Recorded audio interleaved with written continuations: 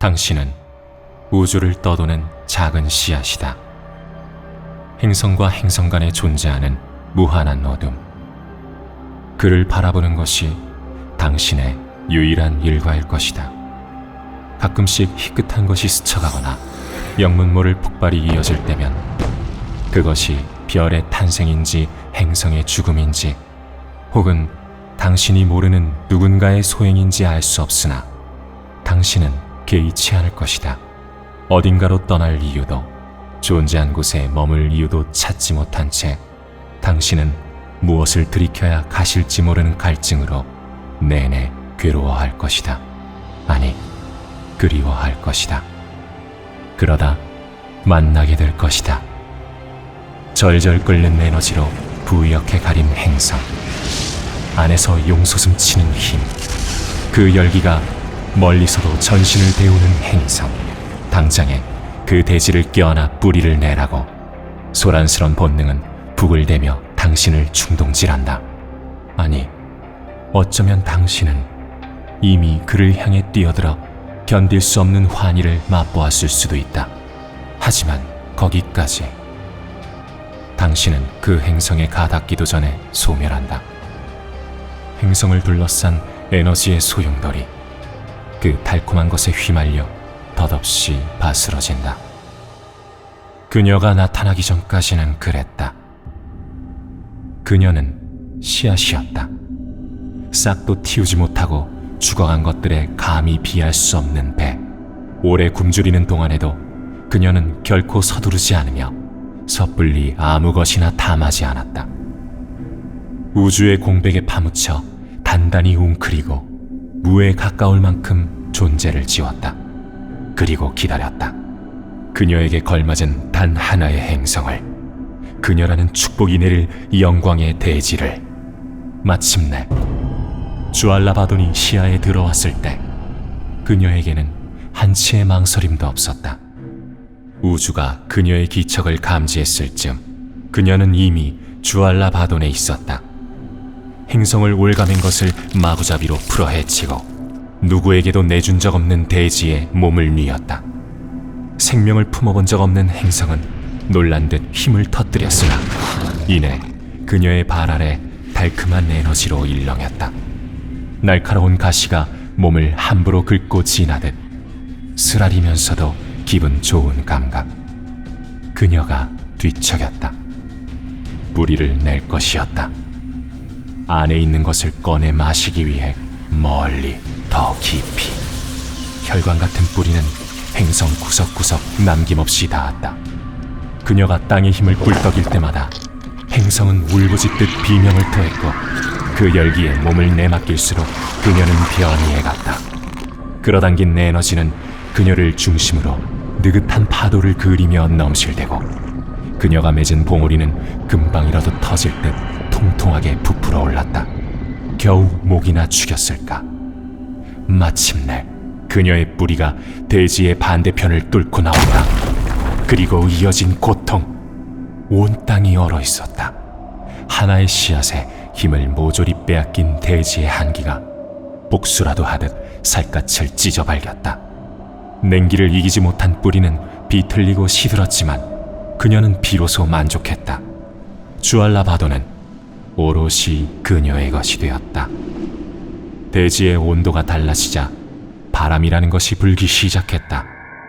그것이 봉우리를 보드랍게 쓸어내리자 툭 하고 입술이 벌어졌다. 속껍질 하나하나가 천천히 벗겨졌다. 입 위에 잎이 겹겹이 펼쳐졌다. 거인의 손가락처럼 치솟은 술대, 아지랑이를 만들며 흩날리는 화분, 붉은색의 향기, 완연한 결실. 아, 개화. 그것이 시로코의 시작이었다. 이제 막 형태를 갖춘 다리가 에너지의 바다를 밟았다. 살갗을 간지리는 뜨거운 물결. 그녀가 그 속을 요영하는 동안 튀어오른 에너지들은 저편의 얼음을 녹였다. 얼음은 강을 만들고 강은 다시 그녀의 사념을 옮겨 날랐다. 켜켜이 쌓이는 퇴적물. 그를 머금은 대지가 비옥해지자 마침내 주알라바돈에 새 생명의 기운이 들었다. 먼 곳에서 행성을 탐해온 씨앗도, 떨어져 나온 사념끼리 얽이고 설긴 것도 제 형태를 갖추고 살아갔지만 전부 시로코의 그늘 아래 있었다. 그것이 어둠을 만들어냈다. 좋아. 배고파. 목소리가 바람에 실려 다녔다. 울음이든 비명이든 정적을 지우는 것들은 귀에 즐거웠다. 표면을 간지리는 생명의 기운이 행성은 퍽 마음에 든 듯했고 시로코는 그 정도 유희쯤 눈 감아줄 수 있었다. 굶주리고 죽어가는 것들이 때론 붉은 꽃을 sem하였으나 감히 그에 닿으려 해도 에너지를 견뎌낼 재간이 없었다. 그렇게 꽃의 주변엔 시체가 쌓여가고 거기서 흘러내린 죽임물이 다시 하수구로 흘러들었다. 하수구.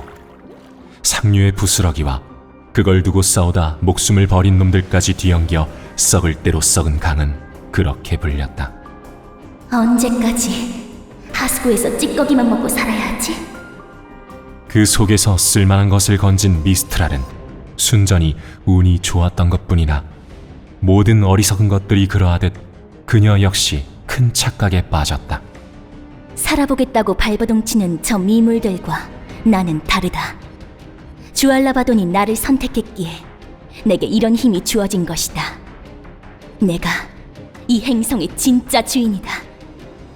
시로코만 없으면, 그래, 시로코만 없으면. 그때까지도 미스트랄은 알지 못했다. 딛고선 땅 아래에 시로코의 뿌리가 벌떡이고 있던 것을.